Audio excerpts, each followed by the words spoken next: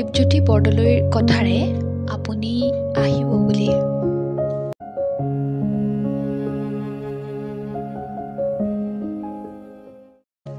আপুনি আহিব বুলি বাট চাওঁ প্ৰতিটো বসন্তত। আপুনি ফাগুনৰ সৰাপাত হ'ব নালাগে, আপুনি হওক তেজৰঙা পলাশ, আপুনি হওক ফাগুন অথবা ফাগুনৰ এচাটি পচোৱা।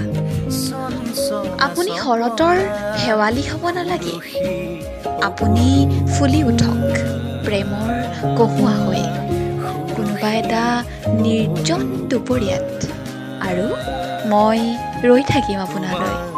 ধন্যবাদ।